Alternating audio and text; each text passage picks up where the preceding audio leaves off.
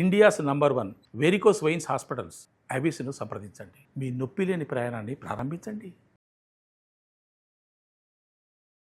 నమస్తే రమ్మగారు. నమస్తే జయ.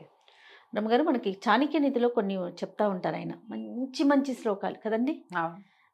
ఎంత కష్టం వచ్చినా కొన్ని విషయాలను మాత్రం ఇతరులకి చెప్పకూడదు. కొన్ని రహస్యాల్ని మన దగ్గరే ఉంచుకోవాలి.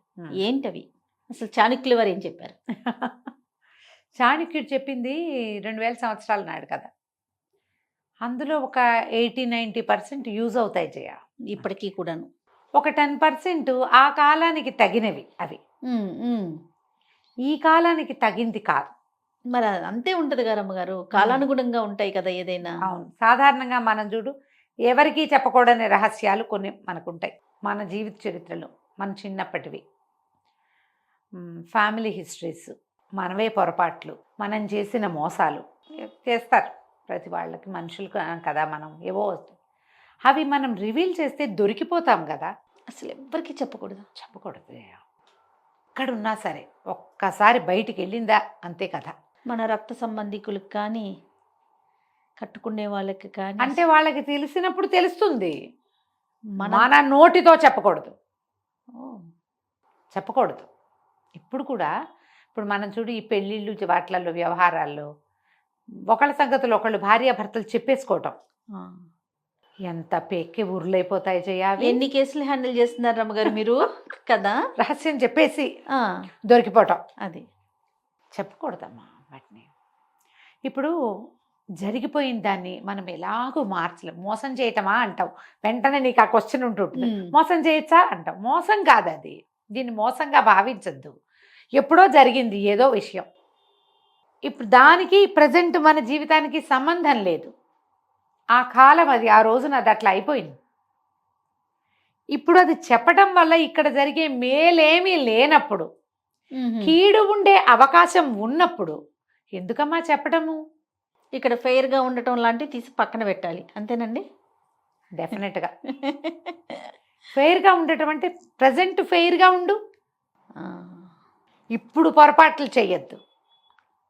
పూర్వంలో నీకేదైనా మోసం చేసే లక్షణం ఉన్నా, లేదా మోసం నువ్వు చేసినా, అది ఇప్పుడు చేయకు. లాయల్గా ఉండటం అంటే ఈ ప్రజెంట్ లాయల్గా ఉండు. వీళ్ళకి ఏ సంబంధము లేని ఒక పాత పురాతన వ్యవహారాన్ని తవ్వి తలకెత్తి వీళ్ళకి చూపించి, వాడి చేతికి మన జుట్టిచ్చి, ఆడమగ అయినా లేదా దాని చేతికే జుట్టిచ్చి, ఇది ఎందుకు వచ్చింది? అనవసరమైన ఇష్యూ.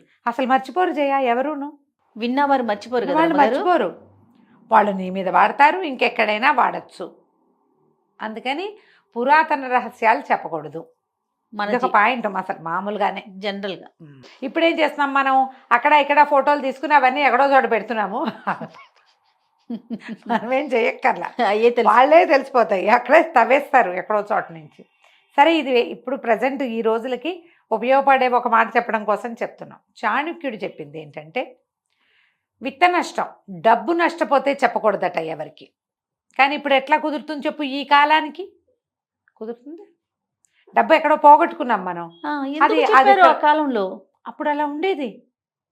నాకు ధన నష్టం వచ్చింది, వీడెవడో నన్ను మోసం చేశాడు అనేది రివీల్ చేయకూడదు. ఓకే. బహుశా అందరూ దాన్ని మన చులక చేసి తీసుకుంటారు, వీడు మోసపోతాడని.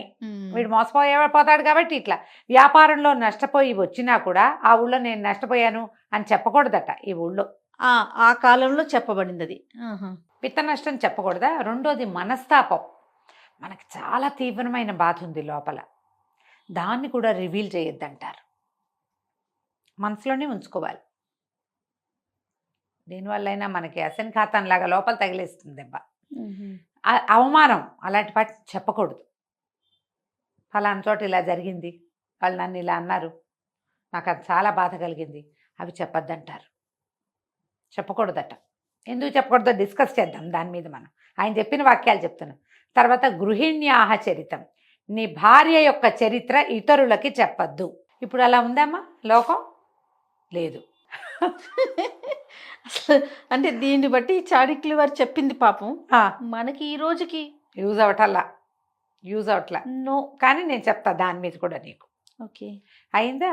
అక్కడి నుంచి ఎవరైనా నీచులు దుర్మార్గులు వాడెవడో క్వాలిటీ లేనివాడు ఏమన్నాడు క్యారెక్టర్లెస్ వాడు వాళ్ళ గురించి వీళ్ళ గురించి చెప్తాడు ఏవైనా నీకు, అది కూడా నువ్వెవరికి చెప్పద్దు.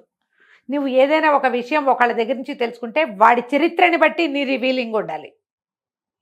వాడు ఒట్టి వేస్ట్ ఫెలో, దౌర్భాగ్యుడు, ఆనాకానికి కొరగాని వాడు ఏ రహస్యం చెప్పినా సరే దాన్ని నువ్వు చెప్పద్దు బయటికి. వాడు అవతల మాట విషయం చెప్పిన వాడు ఉత్తమ కుల సంజాతుడు అని రాస్తారు. ఉత్తమ కుల సంజాతుడు అంటే కులం అనకూడదమ్మా, దాన్ని పదాలు అవి ఉంటాయి. కానీ వాడు మంచివాడు, గుడ్ క్యారెక్టర్, వాడు అబద్ధాలు చెప్పడు, టాలటోలీగా ఏవో దొంగ మాటలు చెప్పే రకం కాదు వాడు. అప్పుడు ఆ విషయాన్ని నువ్వు ఎవరికైనా చెప్పచ్చు.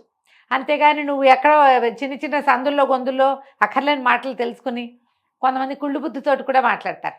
వాడి బుద్ధి తెలిసి నువ్వు ఆ రహస్యాన్ని చెప్పాలి. ఓకే. ఇప్పుడు మనకి గాసిపింగ్ చేస్తారా? అవునవును. మనం చెప్పుకుంటాం కదా, అభిజ్ఞ వర్గాల ద్వారా తెలిస్తేనే రివీల్ చేయాలి. ఏదో రకంగా గాసిప్ అయితే మనం చెప్పచ్చా? చెప్పకూడదు కదా. గాసిప్స్ని మనం పెంచకూడదు.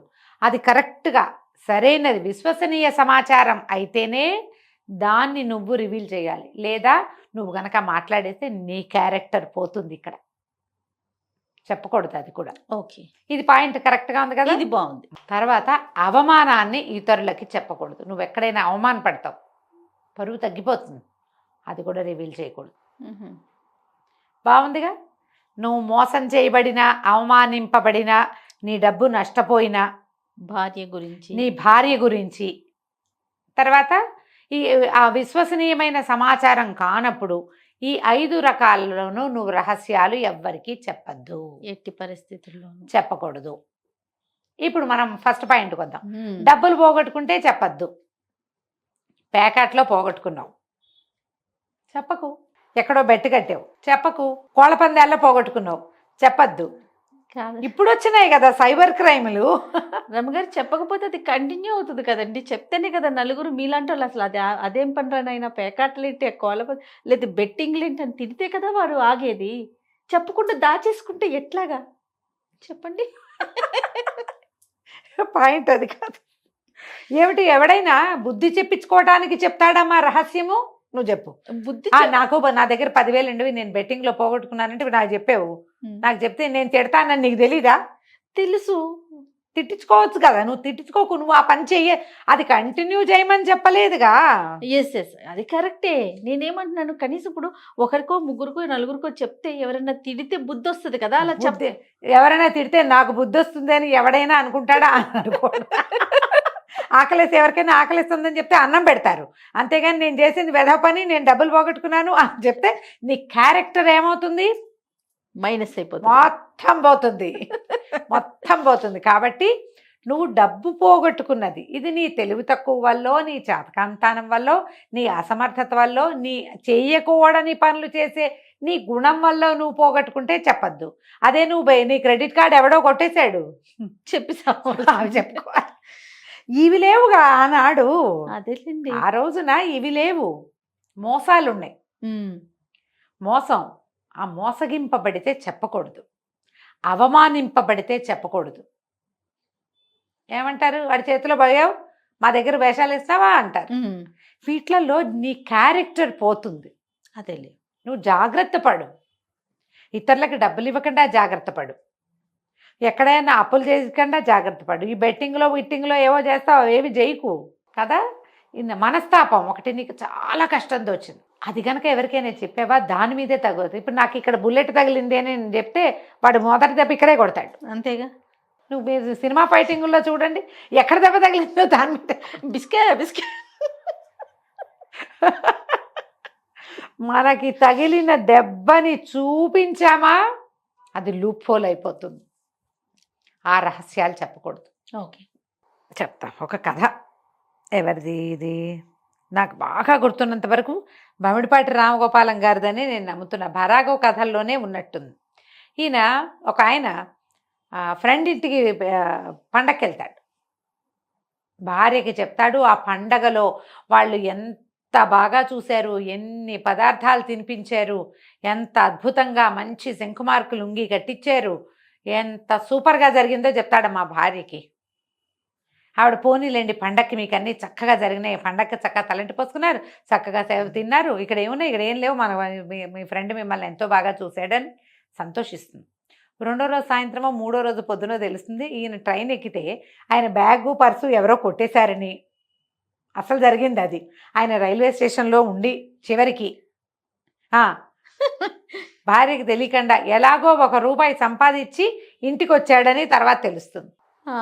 ఆయన ఏమంటాడు, ఎందుకండి ఇలా చెప్పారు, ఇంత బాధపడ్డారు, నాతో చెప్పలేదు మీరు అని అడుగుతుంది. అడిగితే ఆయన అంటాడు, అవునే ఏదో నేను అవి చేశాను ఇవి చేసా హాయిగా హ్యాపీగా ఉన్నాను, ఠింగు రంగామని ఉన్నానంటే నువ్వు ఎంత సంతోషించావు, అందుకని అలా చెప్పాను. ఇప్పుడు చూడు దీనివల్ల నీకు దుఃఖం వచ్చింది. నేనే ఇంత కష్టపడ్డానని పండగ పూట నువ్వు ఇక్కడ అప్పచ్చులు వండుకుని తింటే నేను రైల్వే ప్లాట్ఫారం మీద ఇడ్లీలు కొనుక్కు తిన్నానంటే నీకు ఎంత కష్టంగా ఉంటుంది, అందుకే చెప్పలేదు. బాగుంది ఈ కథ చూడు.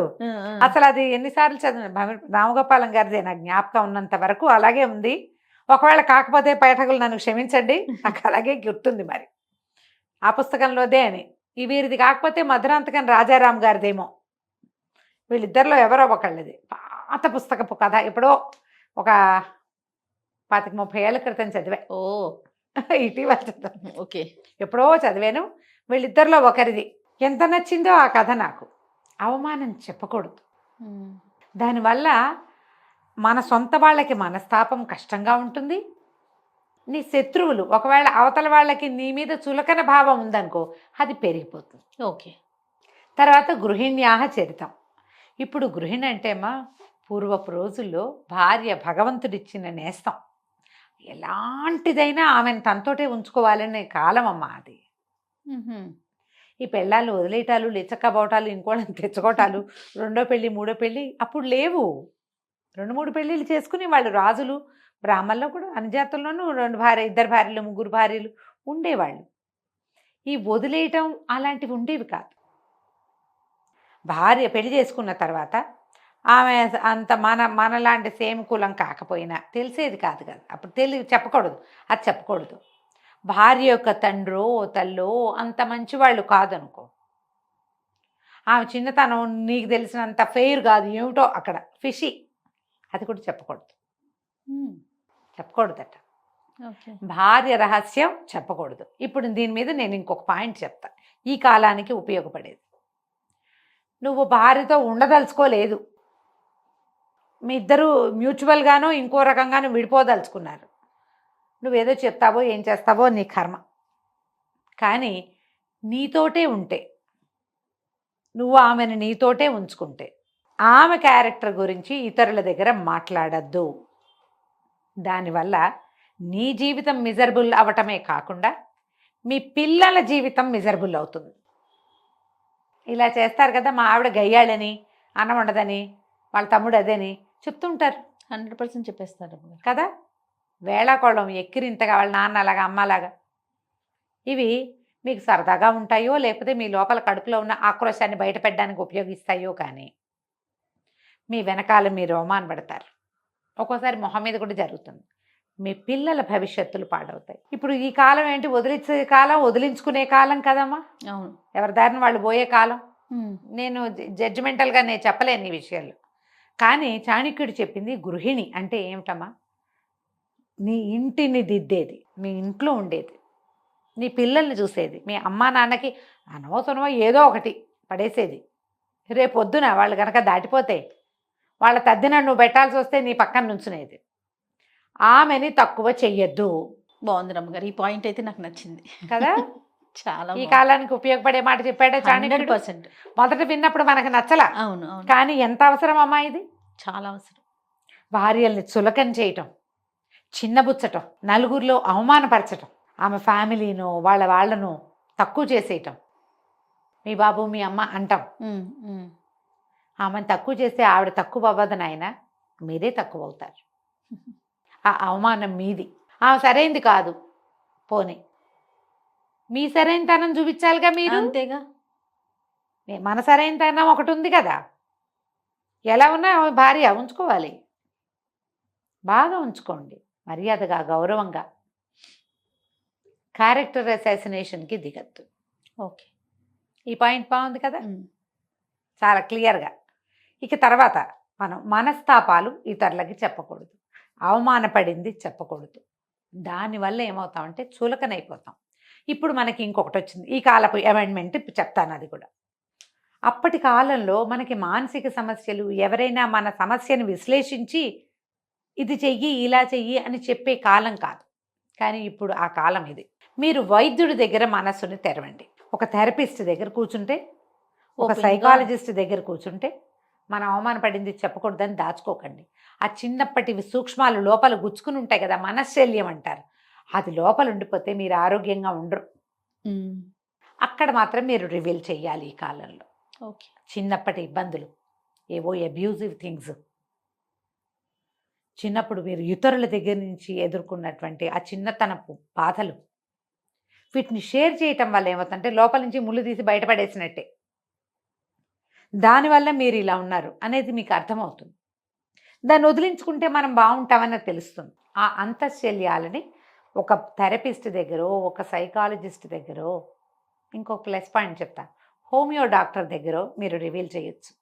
ఎందుకంటే సైకోసమాటిక్గా పనిచేస్తాయి ఆ మందులు కాబట్టి. ఏదో ఒక తీవ్రమైంది, మీకు ఇప్పుడు డిప్రెషన్ ఎదుర్కొంటున్నారు, ఏదో ఇబ్బంది పడుతున్నారు, డాక్టర్ దగ్గరికి వెళ్తారు.